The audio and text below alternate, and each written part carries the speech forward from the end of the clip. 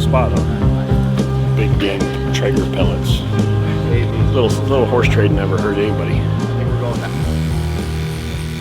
I got in 5 days I'm going to Florida for the first Major League Fishing event, and then I drive from there. I have a week in between that I got to do at Bass University in Columbus, Ohio, then fly back into Texas where my boat's going to be, and fish that event, and then drive to Atlanta. I'm going to leave my boat and my truck in my buddy's shop just south of Atlanta, fly home, and then I fly back, go to the Classic, and then I go immediately from the Classic in Knoxville over to Raleigh, North Carolina for the next Bass Pro Tour. And then after that, I go again back to Tennessee. So yeah, I won't be home for like 30-something days.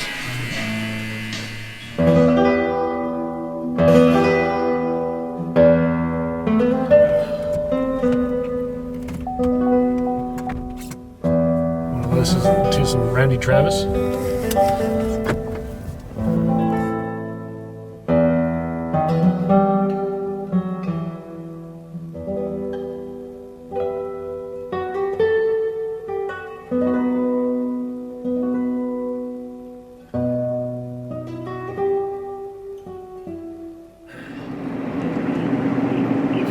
If I really think about it, or just play back stuff, I have a lot of good memories out here. Even the bad memories or learning experiences. When I really stunk it up in a tournament out here, and you think about it afterwards, you're like, duh. And that's how you learn. Nobody's ever going to win every tournament, or even at your home pond. I mean, that's a big thing, professionally. Oh, you're going to so-and-so's home lake.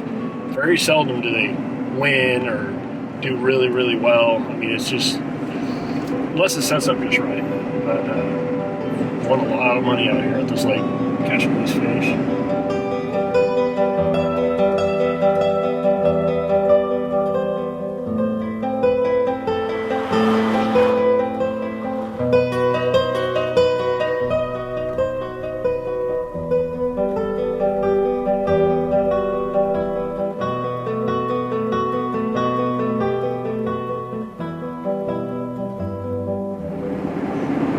Pretty cool. What amazes me about these fish at Lopez, like Clear Lake and these other bodies of water, the fish tend to change and cycle. These fish out here have lived in the same areas and pretty much bite the same things as they did 30 years ago. It's a weird dynamic out here. I think because they're northern strain rather than Florida strain. I've caught them in the same spots for my whole life. It's crazy. I mean, usually, like Clear Lake, you'll catch them in the same spots, but it's always you have to trick them, different baits or a different angle or different this. These fish out here, it's the same as they've always been.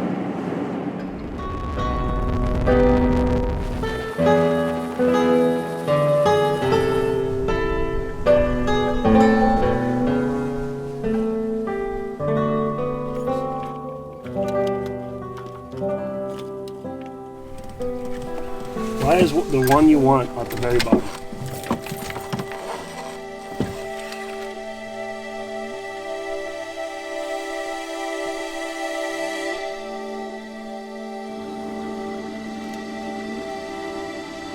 I grew up actually in Minnesota. That's where I kind of got the fishing bug. And my parents would come back to California every other year.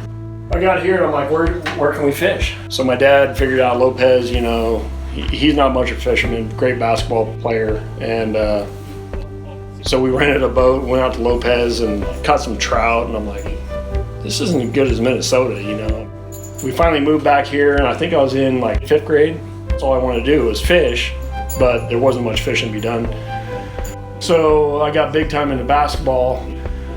I'd say my junior year in high school, there's this Gold Coast Bass Club right up here at the Women's Club, and I heard about it. I'm like, that sounds kind of cool. So I wanted to learn about it, so I went to a couple meetings. This old guy named Paul Bales took me out in his bass boat, old Glastron, and I'm like, dude, this is pretty crazy. So again, I'm probably 16 to 17 at that time, and then it really kind of hit me after I graduated high school. I still wanted to play basketball, but I knew that if I wanted to be a professional and get paid to play, I was going to have to go overseas, and I didn't want to do that. So I really started fishing hard. So I would say I started fishing Lopez a ton around my senior year in high school. And I went to Cuesta College, a junior college up here, to play basketball and just be around Carrie, my wife. And I learned that lake, like, I know every rock, stump, stick, bridge piling, whatever it is. Because I seen it from when it was 13% down to 105% full. If I wasn't playing basketball, I was out at the lake. It's just overwhelming, like overtook my whole life. All I wanted to do was catch a bass. Tournament-wise, like, I got into Gold Coast, and then Tri-Valley, and then the One Bass teams, and then ABA teams, and then there's a thing called 100% Bass, and I had some really good partners, Tim Sharp, Mead Hendricks, my buddy now, Nick Salvucci, and it's just so much fun to fish and have the camaraderie between everybody, all my friends, my peers, and for many years, I donated a lot of money here locally, and then eventually all the hard work caught up, and I started winning my fair share and winning more and more and more, and then all of a sudden it was like, well, there's this place called Clear Lake. I got to go up there. So my dad actually went with me up there. We rented a boat because we didn't want to tow what I had up there, and we went out there, and it was amazing. There's some pro-ams coming up, and I couldn't afford it. I'm a milkman, had a young family at the time, and again, I'm still fishing a bunch of tournaments around here, you know, and you're beating your chest. Oh yeah, I won this tournament out of Lopez or whatever. So I go to Clear Lake, and I finish just in the money or just right out of the money. I'm like, man, but these are the best guys, right? Went to the next pro-am, I finished 3rd. This is too easy, right? And everybody thinks that when things go your way. So I kept doing it, and I'd come home, deliver milk, and then wherever the tournament was, I would go that weekend. And it was cool because when I delivered milk, it's family business, and my dad didn't care as long as the customers were happy, as long as the work was done, the truck was taken care of. He didn't care what I did in my free time. So I would work Monday, Tuesday, Wednesday, like shove everything into 3 days and take off and go to Clear Lake for 4 days. A lot of hours, man. That was my truck. That was my life right there. See, it's pretty weathered, but that's what I used to do every day. The loaders would put all the product on the loading dock back there. It was our job to load everything up. We own the distributorship, so we have restaurants, bars, stores, little convenience stores type things, and we just basically called on them, and that was our deal. And my grandfather started it like probably 50 years ago, I'd say. That's what allowed me to fish right there, to set my own hours, bust it out, and go to the lake. That was the deal.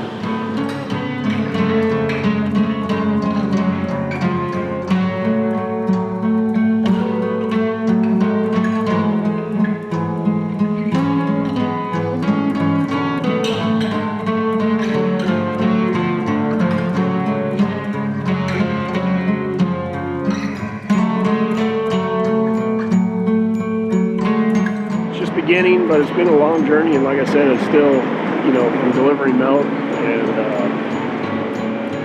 starting a family here. I never thought I'd be traveling across the country chasing a green fish, but lucky to have her to keep me sane. I met Carrie when we were actually in first grade. And yeah, we started dating in junior year in high school. I have to reconfirm with the boss. I actually asked her to marry me right over there at the pier.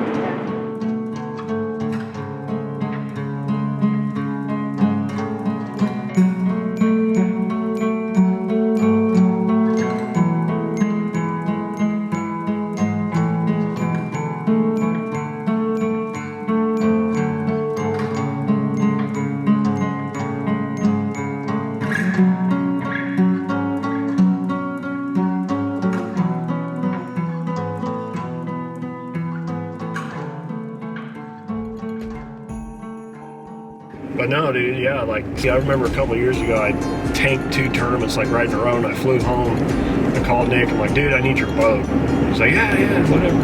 I just came out here, my phone doesn't work. I just grabbed a few rods. And it was kind of cool. It was during the week, and there was only, like, one other boat on the lake, and I just kind of chilled out. It's kind of like my own little escape, so to speak, even though it's only 8 miles from my house. Into 2005, start of 2006, got a letter from Bassmaster saying, you've been invited for this Elite Series. Looking at it, I'm like, oh, that's cool, you know, all this stuff. And they wanted a bunch of money down, deposit, to enter. At that point, there was 11 tournaments. We have 2 young kids. I can't just run off and fish, let alone the milk business, you know. I mean, it was me and my dad, and I came home from work. The deadline went by, and I told Carrie, you know, wish I was fishing. She goes, well, I paid your deposit. I'm like, are you insane? I think at that point it was like $12,000 down or something. So I'm like, what are we going to do? We don't even have a sponsor. You know, at that point, Tackle Warehouse was just kind of growing, up and coming. They were my first original so-called paying sponsor at that point. Got the boat wrap. Went to Amistad, first tournament, I'll never forget it. Pull up in this little dive. I'm rooming right next to Denny Brower, my fishing hero. And I'm like, I don't even know what to do, freaking out. And a really awesome guy. I mean, I've known him for years now. And go out and practice, and the fish were up spawning. And I'm like, dude, this is just like fishing Clear Lake. It's easy. Had a good tournament. I made a check, and it's against Brower and all the big name guys. Go and fish the whole rest of the year. I ended up like 5th in the points, and I'm like, well, that was a godsend, you know, because we're broke. Whenever I miss a cut, I would fly out that day, fly into LAX, Carrie would pick me up, drive home, sleep for a couple hours, go deliver milk until the next one, like the day before the next one. And we did that for like 5 years. And every year I'm like, this is my last year. I'd have a bad tournament. That's it, I'm done, I'm out. I can't compete against these guys. Carrie, my voice of reason. No, you know, even Rich, one of my best friends ever, he's like, dude, you got to stick it out. You know, you sucked at Lopez too. It doesn't matter. Just because it's a national deal, you're going to have bad ones. And until about 5 years ago, still deeply involved in the milk thing. And then it got to a point where to do a good job for my sponsors, like Tackle Warehouse and all the other ones I have, it wasn't fair to them to try to promote them at boat shows and videos and fishing and all the things we need to do for our sponsors. It wasn't fair to them for me to be taking time and doing a second job or a main job. And at that point I said, you know, I'm just going to dedicate everything I have to working for my sponsors, to putting everything I have into this fishing. And it took me a couple years. It was really scary. To be honest with you, because in bass fishing, when you are relying on catching a wild animal like a bass with conditions, it's never a guaranteed thing, you know. And thank God I have some really good sponsors now, and I still have to catch them. But it's like if I have a bad tournament, you know, my bills are paid. I'm still kind of overwhelmed by the whole idea. This is all I've ever wanted to do, was be a professional fisherman. Now here I am. I really respect the game and what it takes to get there, because the Bass Pro Tour starting up in Major League Fishing, you look down that list of 80 guys, you're like, really? I got to beat these guys? It's really humbling to be even considered in those names. It really is. But the way I look at it is, all the years of getting up, delivering milk, at 2 a.m., working till noon, go to the lake till dark, get up back at 2. All those times are finally showing itself and making it worth it. And it's a much different format than what I've fished for the past 12 years, 13 years, whatever it is, on the Bassmaster Elite Series. However, for the fishing industry as a whole, this is a really, really epic time for the bass fishing. 20 years from now, kids, when we're all retired and done fishing, they're going to go, man, those guys took a huge, huge leap of faith for our sport. I'm excited about it. I don't know what's going to happen, but overall, I think it's going to be one of the best decisions I ever made.